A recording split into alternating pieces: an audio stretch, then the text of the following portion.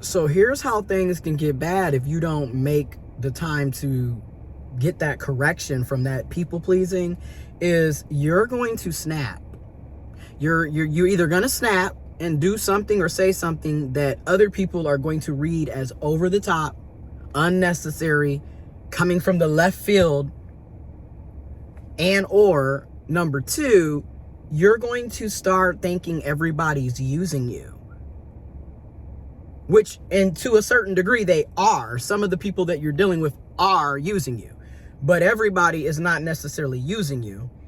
And three, you're going to start having resentment and hatefulness and bitterness about people in your life. And it's going to cause problems. And the problems come because you are doing things you don't want to do and because you refuse to set boundaries. And I'm going to say it, when people get used to you always being the yes person, they're going to keep coming to you. And eventually people are going to be expecting this out of you.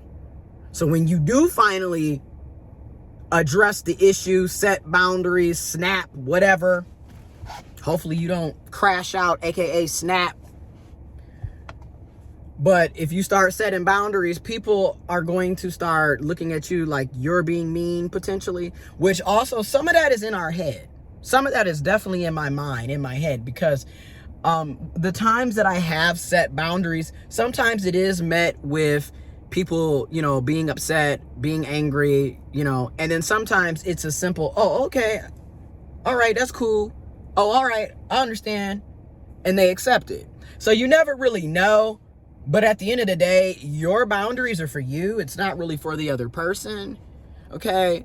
Because at the end of the day, boundaries also are about protecting you from being used or feeling used. Protecting you from feeling negatively, having resentment, being bitter, being angry, being mad, feeling used, and or in some cases actually being used in the first place. Because you're going to set a boundary on how much you're going to go. How much you're going to give, how much you're going to spend, how much you're going to do, how much energy you are going to give to this situation or this person. And also, you have to learn how to prioritize yourself. A lot of times when you have been indoctrinated, raised with people pleasing, because you're always thinking about somebody else's needs first. And while that can be nice and caring and loving and commendable, sometimes, some situations with some people, it honestly, it is not realistic to do that 24/7 for your own health and well-being. It has not been realistic or healthy or fair to me for my health and well-being. Okay? Because this is how you go broke. Case in point, it's the holiday season, and you will see a lot of people going above and beyond for their children, for their parents, for their partners, for their friends, for whoever. And don't get me wrong, I do believe you should, give love, give gifts, give support, give time, give energy to those in your life that you love and care, and also a portion of it to some certain extent to your community, right? That's how I feel and what I've done. But I'm also realizing I can't be doing this every day, 24/7, 365. Also, you don't want to be sitting up going broke just because it's the holiday season. You spending all your money for one day.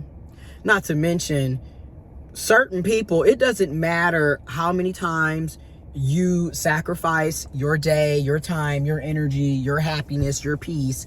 It doesn't matter how much you show up for them. It doesn't matter how much you do for them. It doesn't matter how much you buy things for them, pay for things for them. They're never going to be satisfied. Like I said earlier, takers are going to take. They don't have any boundaries or limits to how much they're going to take. They're going to keep taking until there's nothing left to take.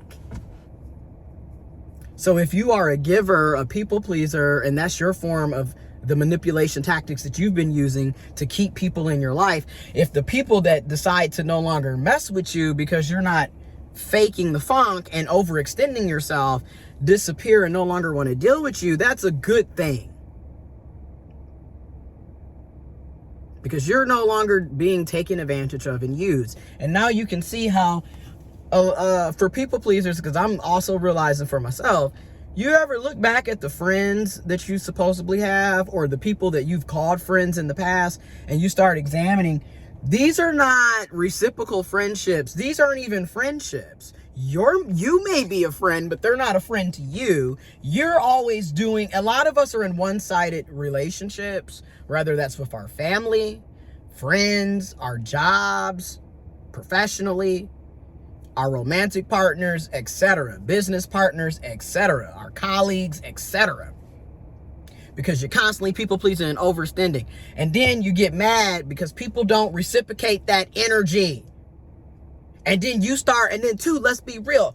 I felt, okay, if I'm going above and beyond, I felt entitled to the same treatment, right? Because I was also under the impression you treat people how you want to be treated.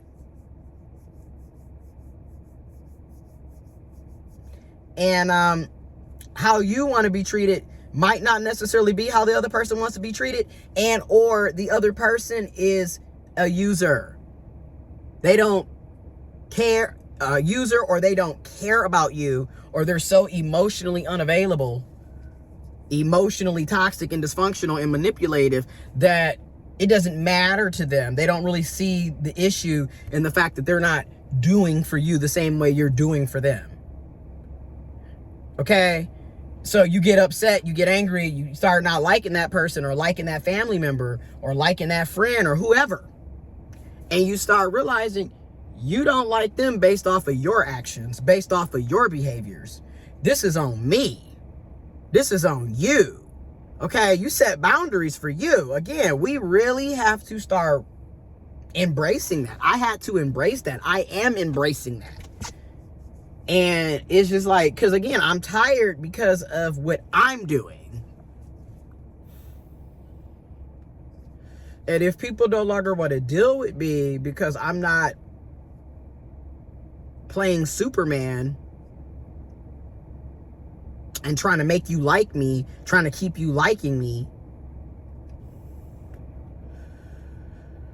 or keeping whatever situation that's going on, you know, in a neutral or positive manner, and you no longer want to be, then bye.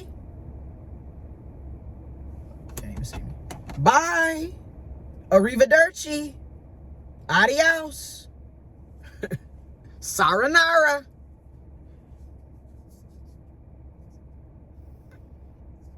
You won't be missed.